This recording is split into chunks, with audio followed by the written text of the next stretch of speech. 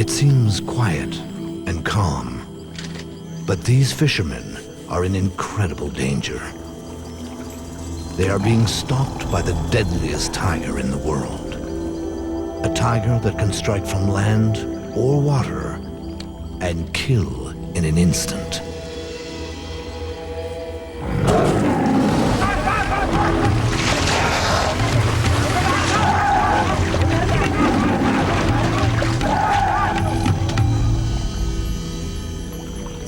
A tiger that has taken another victim. A royal Bengal tiger has been forged by nature into a fearsome hunter. 400 pounds of menace, of razor-sharp teeth and crushing jaws. An animal that must kill to survive. There are only a few places left in the world where tigers can be found in the wild. And while they are certainly equipped to hunt humans, for the most part, tigers do not. But in the Sundarbans region of India, tigers consider people easy prey. I was led to a site where tigers killed 2 humans, and you could see the tracks of the tiger approaching the human footprints, and there was still dried blood on the ground. It makes you kind of look around and really reflect that when you're in a place like this, humans aren't dominant. In this dense, tangled forest, up to 80 people every year are killed and eaten by tigers. Death that arrives suddenly, unexpectedly.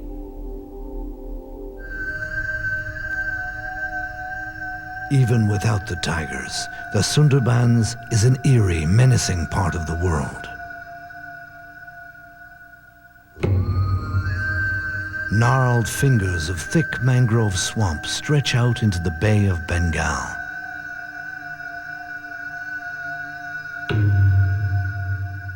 These tiny islands at the mouth of the Ganges River are separated by twisting ribbons of water.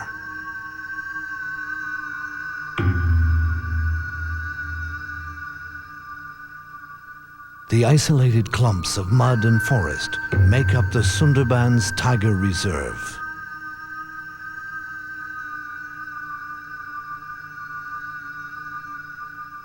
The thick forest hides one of the largest concentrations of wild tigers in India. The people of this region live on the edges of the Tiger Reserve, in small villages.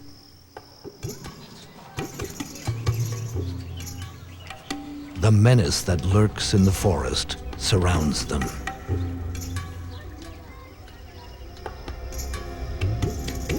It is a hard life here. There is no electricity or running water.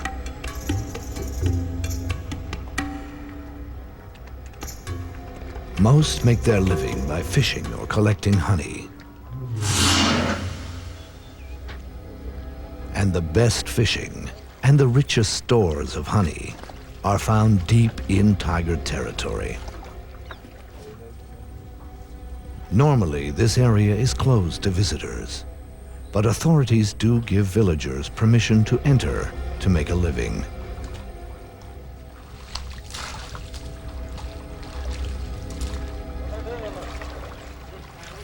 It's here that the tiger attacks occur.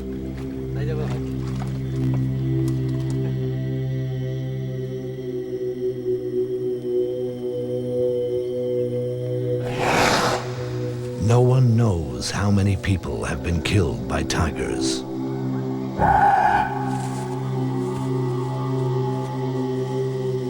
Many deaths aren't reported. And the bodies of the dead are rarely ever found.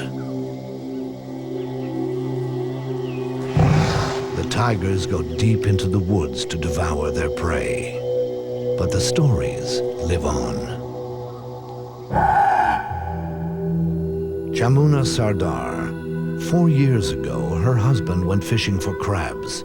It was the last time she saw him alive.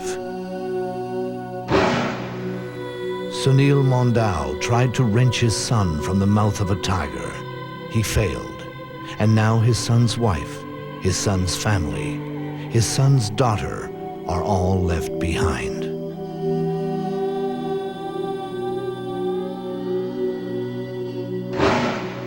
Surat Sardar.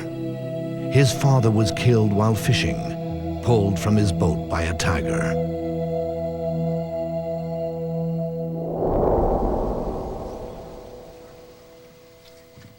It is very rare to survive a tiger attack. Ashit Mondal is one of the very few who have.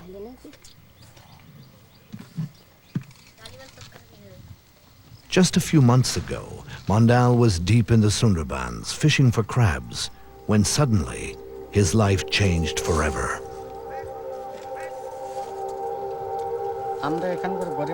We're very poor here. We fish for our livelihood. One day, I was standing on the boat pulling in a net. When a tiger came running from the jungle. He saw that I was on the boat and came charging towards me. He jumped into the water, then swiped at me with his paw. The force of it pulled me off the boat. The tiger pulled me down into the water and tried to bite the back of my neck. But it was hard for him to find the right grip. He clawed at the top of my head, scraping off the soft skin and tissue. I hit the tiger as hard as I could, and he ran off. In a few savage moments, a tiger can inflict tremendous damage. Its enormous forepaws can shatter bones. Its teeth can pierce a skull in a single bite. My ear was almost torn off. This was all cut, and the skin was just hanging from my face. It was ripped all the way up to here and over to my ear. My neck was bleeding badly too. The tiger also did a lot of damage to my arm and the back. This whole part of my head was gone. It's not healed yet. It's still an open wound. Mondal's survival makes his story unusual. But the fact he was attacked in the first place makes him just another in a long line of victims. And I've often seen tigers in the wild, followed them on the road, and really haven't had a fear. But I'd have to say that if I met a tiger in the Sundarbans, I think I'd be worried. What has made the tigers of the Sundarbans so bold? What has turned them into man-eaters?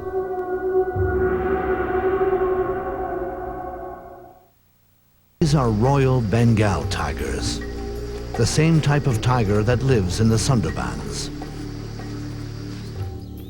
And like the Sundarbans, this is not a zoo. The tigers here track and hunt their own food.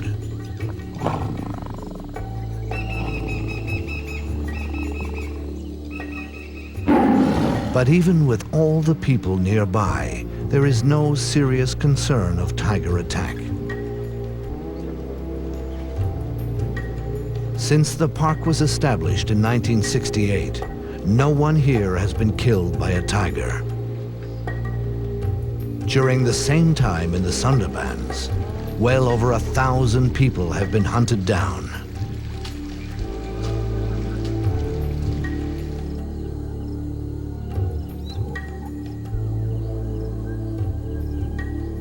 The classical image of the man-eating tiger is that man-eaters were an exception, and they were old, and they were injured, sick, and they couldn't kill game or livestock. So they had to kill people. People are easier prey than our game and than our livestock very often. It seems to me there are two types of man-eaters.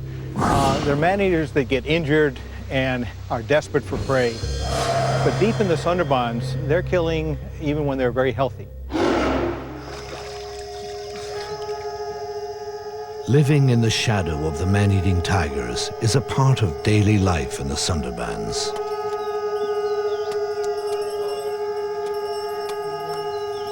Each spring here, honey collectors prepare to take their chances, to earn a living.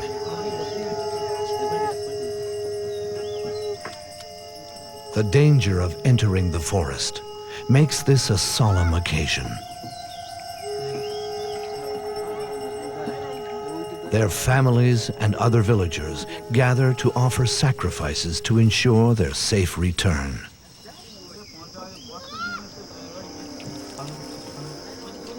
But even with the permission of the park rangers and the blessing of the local priests, men from these villages enter the forest, never to return.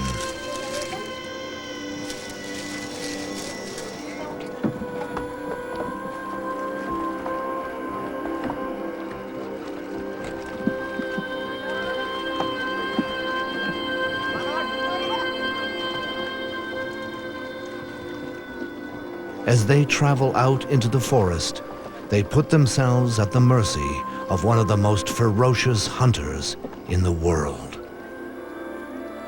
Animals so elusive that almost nothing is known about them. Let's go! 345 horses. That's more power than Ford or Chevy. It's got great looks, and I got bonus cash. 3 words, Cummins Turbo Diesel. Heavy-duty power with 0% financing? Done deal. Hurry in now and join over 1 million proud new owners during the Dodge Spring Sales event to get the most award-winning lineup in our history. Get 0% financing, package discounts, plus April bonus cash allowance for up to $9,900 in savings. Yeah, I got a Hemi. And the deal, sweet.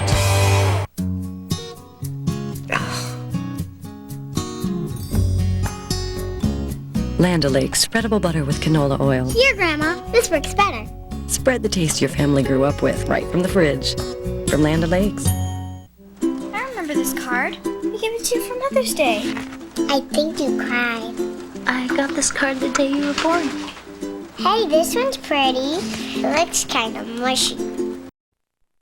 The animals born with the way of the warrior. Your weekly passport to adventure is Mutual of Omaha's Wild Kingdom. Tomorrow at 7, only on Animal Planet. The murky waters, muddy banks, and thick swamps of the Sundarbans make it almost impossible to see the tigers here. Very few researchers have braved the hostile environment.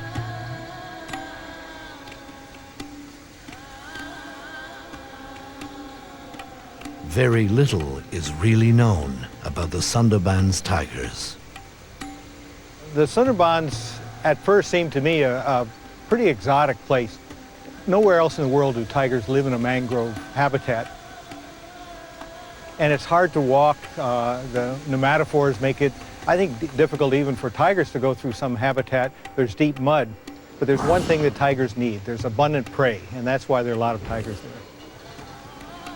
Every other year, a census is conducted in the Sundarbans to try and answer one of the most basic questions about the tigers of the region.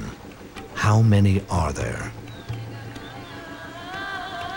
The census takers are forest guards who search the muddy banks of this area for tiger tracks. The nature of this region forces the tigers to swim from island to island, looking for prey. While all tigers are comfortable in the water, the tigers in the Sundarbans have become especially adept here.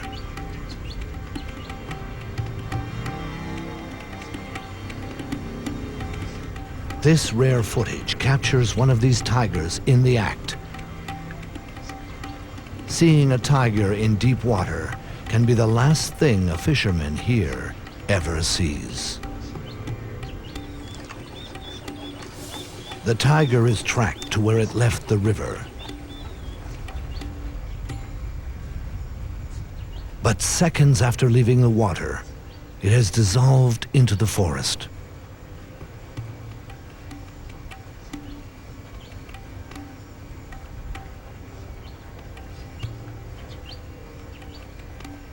It is extremely dangerous to get off the boat. A census taker offers a small prayer for safety. Field Director Pradeep Vyas says they take other precautions as well. Apart from the firearms, the 2 or 3 devices which has been devised for Sundarban conditions, one is the tiger guard. This is protective steel body structure, and this also uses the bulletproof sheet, which has spikes on the back, because any tiger which attacks a prey or human being, it attacks mainly from back and on the neck. So this takes care of this particular problem. Beside this, we also use the face mask, because most of the time it has been seen that the tiger attacks when you are most unaware of its presence. So a number of times you can try to attempt the tiger fool, that you are watching the tiger from the back. Sometimes the census takers don't have to travel far to find fresh tiger prints. These marks have been discovered just a few meters from a ranger station, which is protected by a high fence. A tiger has been here within the hour. While some work quickly to gather the print, the others keep watch on the forest.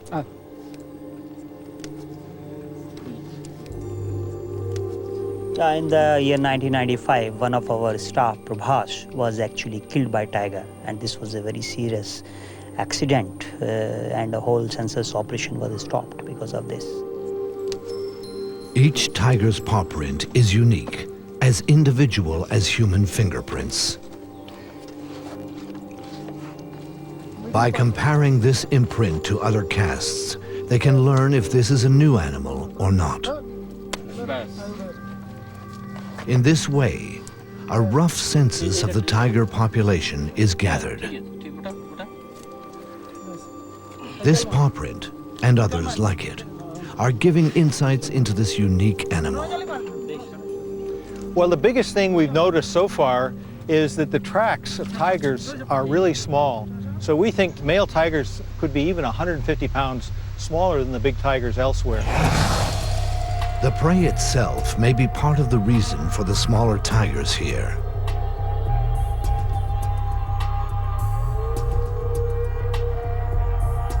The largest animals tigers eat in the Sundarbans are about a quarter of the size of tiger prey available in the rest of India. But without more research, it is difficult to know if the difference in the size of prey has pushed these tigers to hunt down humans.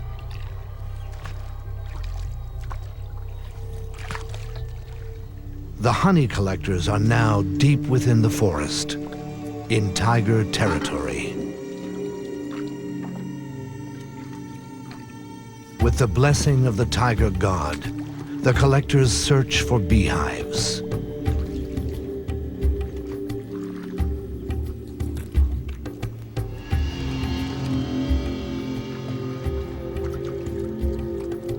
The tigers can be anywhere.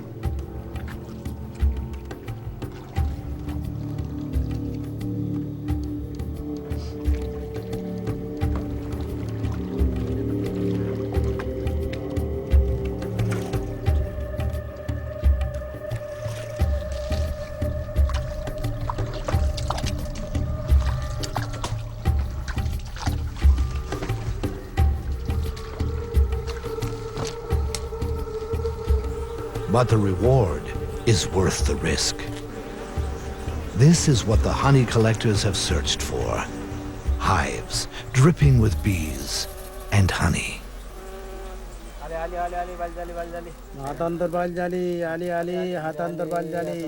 The honey collectors light their bundles of grass to smoke out the bees. Their prayers and their masks are their only protection. There is a story that tigers never attack people from the front, but always from behind.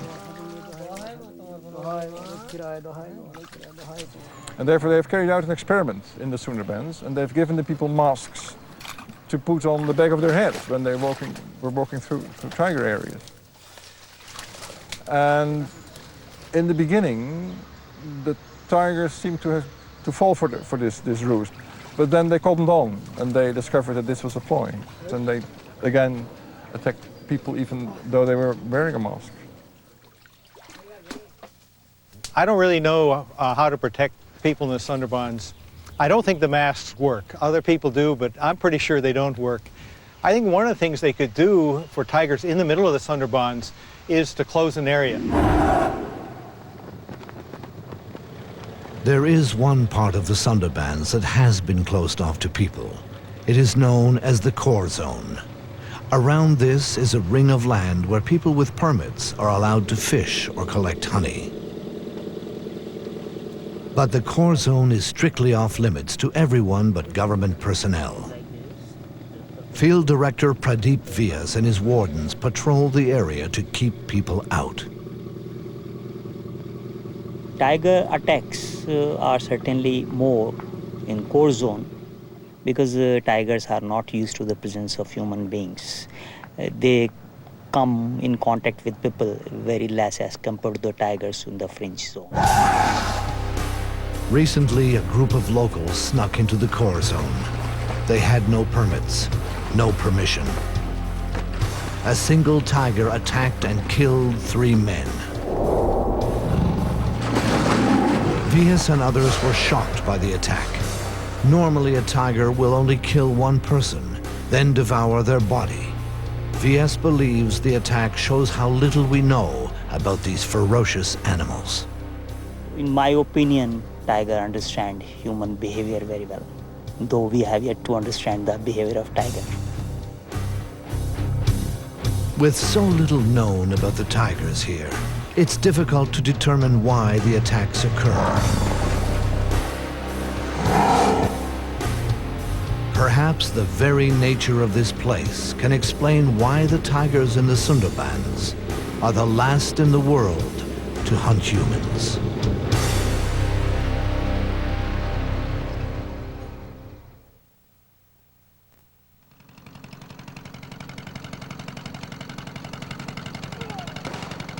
The Sundarbans are one of the most dangerous places in the world. The last place on Earth tigers regularly hunt and eat humans.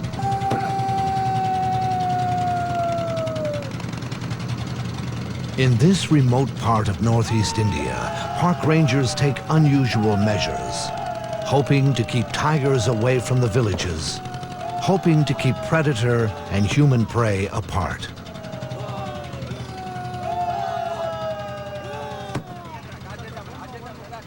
Whether this noisy attempt at animal control works is unknown.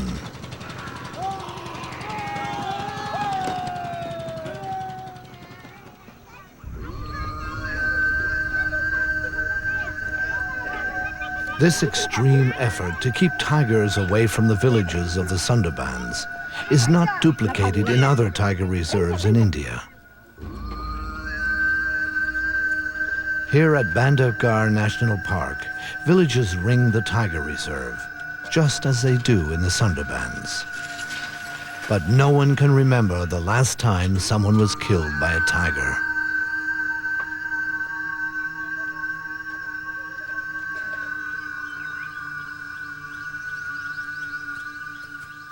The tigers here don't always keep to the boundaries of the park.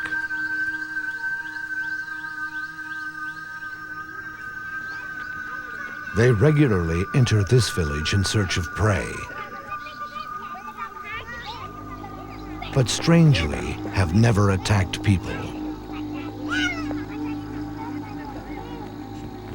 Raising cattle is the primary livelihood here, but the herders have no concern for their personal safety when it comes to tigers.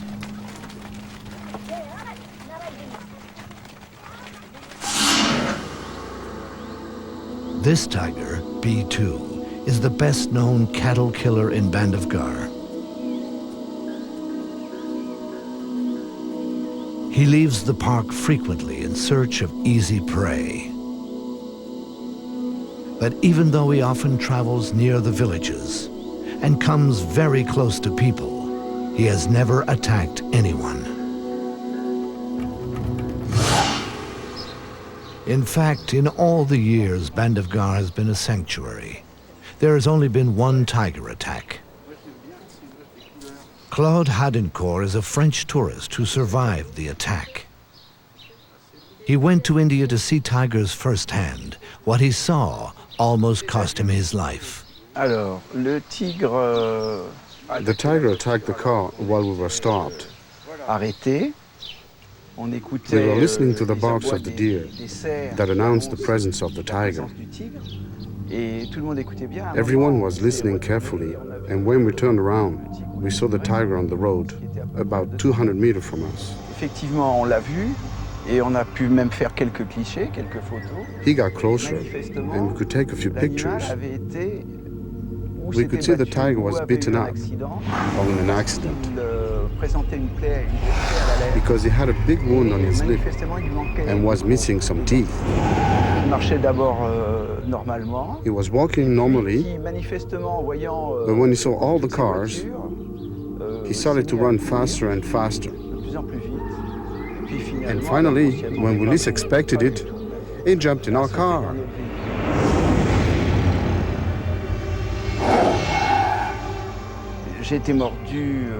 I was bitten on the arm and on the hand. And why the hand? When the tiger leaped on me, I fell back. And I instinctively protected myself with my arm on my head.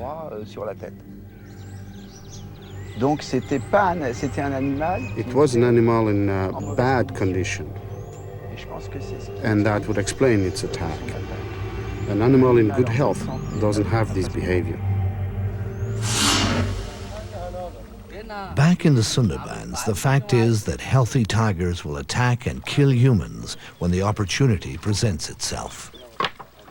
The death of as many as 80 people every year is proof of that. But it's still difficult to know what separates the tigers of the Sundarbans from those everywhere else in the world. There are several theories, but little hard proof. Some believe the water itself is to blame.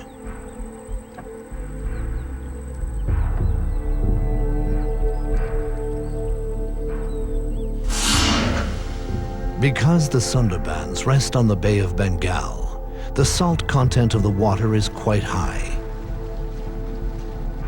Typically, tigers live inland and drink from freshwater lakes or streams. Here, tigers drink the salt water, and some believe that the constant diet of salt water has injured the tigers, putting them in constant discomfort. This pain, it's thought, has made them more aggressive. Freshwater ponds were dug to provide an alternative for the tigers, but the attacks persisted. While an intriguing notion, there has never been proof that the high salt content is behind the attacks on people.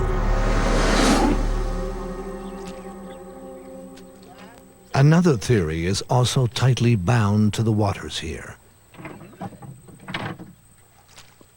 Understanding the tides is crucial to fishing in the Sundarbans. In several hours, these nets will be covered with water, and perhaps fish.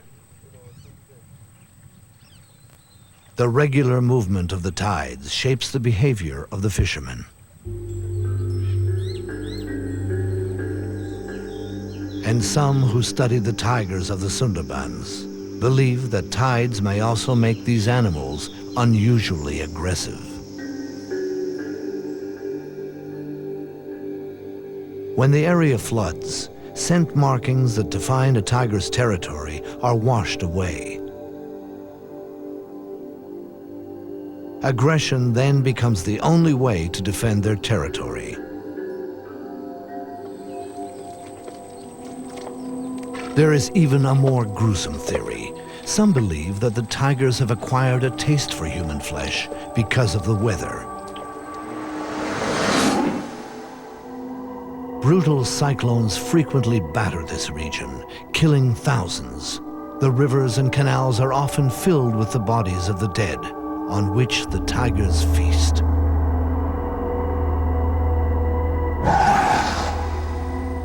The list of theories grows, but is inconclusive. The tigers in the Sundarbans are certainly unique. They are the last man-eaters in the world. And perhaps the explanation for their behavior can be found by looking not at tigers, but people.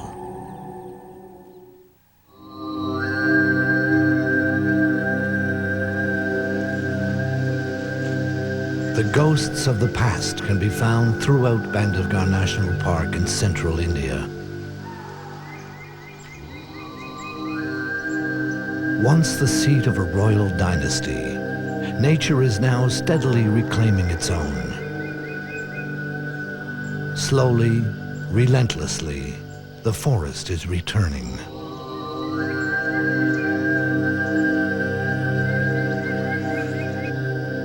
While they can seem almost unaffected by the march of time and human presence, animals have been powerfully shaped by history.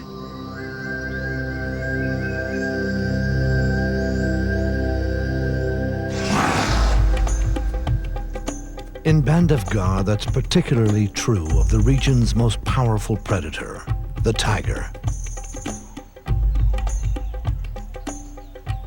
Once in the past, tigers here hunted humans.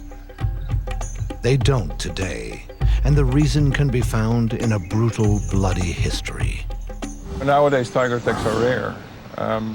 But if you go back even a century, or even less, 70 years, tiger attacks were quite normal. I've seen several records, both in India and Indonesia, of the tiger threat becoming so severe, so large, that people just abandoned their villages, that just went away. Tiger attacks so fierce that they emptied entire villages are hard to comprehend today. There are estimates that as many as 300,000 people were killed by tigers from 1800 to 1900. But closely studying this history challenges the belief that only sick or injured tigers have been man-eaters. If you read about tiger attacks in the early 19th century, in the 18th or 17th century, they were so frequent that it is impossible to explain such a frequency by assuming that only sick and injured tigers attack people. So I argue that before, let's say, 1850, if they had a chance, they would kill a person. Perfectly healthy tigers. Here in Bandhavgarh, healthy tigers don't hunt humans anymore. Bumgard believes that tigers can learn from history. Man-eating tigers in almost every part of India were hunted down and killed. The tigers that live in Bandhavgarh learned that fearing humans meant survival. But the massive tiger slaughter that occurred in this part of India did not happen in the Sundarbans. I think tigers across India have faced hunting pressures for a long time, and so they're much more wary of humans than the tigers in the Sundarbans. I don't think the tigers in the Sundarbans are afraid of people. The people don't seem to be carrying firearms, and the tigers know that. The remote and hostile nature of the Sundarbans protected tigers from hunting in the past, and it continues to protect them today. Even when they know that a tiger's a man-eater, if it lives in the middle of the Sundarbans, there's not much they can do about it. They can't really hunt it, and they don't. The dense maze of mangrove swamps allows these tigers to continue to hunt humans. As tigers all across India once did. From mother to cub, tigers here have passed on a taste for humans from generation to generation. The biggest difference is that tigers may teach their young to be man-eaters, and so that's why there's so many man-eaters in the Sundarbans.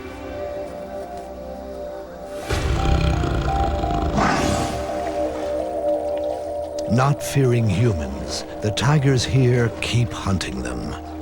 And the killing continues.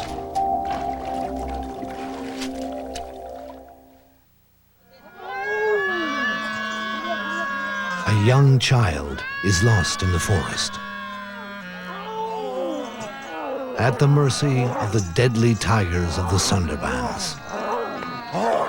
This play tells the story of daily life in this hostile land, of the very real danger that lurks in the wild beyond the villages.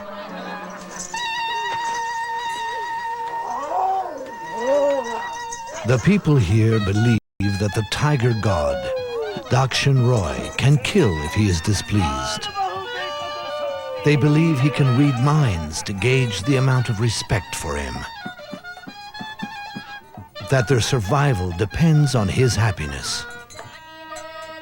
Or the intervention of another deity, Banbibi, the goddess of the forest. It is a constant balance between life and death.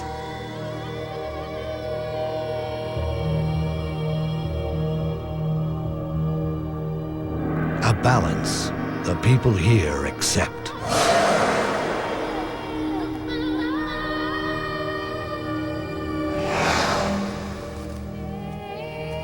They realize that while the tigers make the forest dangerous, that very danger protects the forest and their livelihood. Most of the people in this zone are poor, and for their survival they have to go for fishing and other things. But they also admit that tigers' presence in these forests is essential for their own survival, because of these tigers, these mangrove forests are surviving.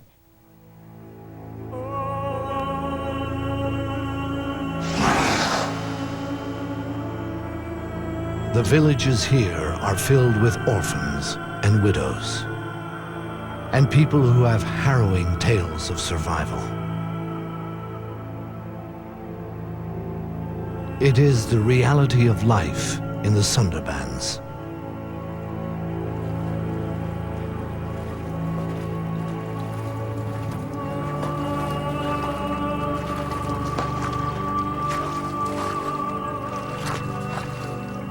People here understand the risk. They understand that in the Sundarbans, humans are not the most dominant animal. That if a tiger decides to kill, it can and will.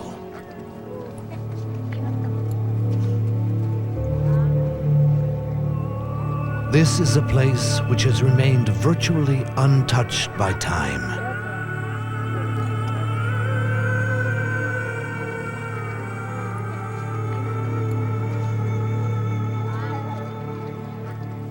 A place where tigers don't live in fear of people. Here, tigers still reign supreme.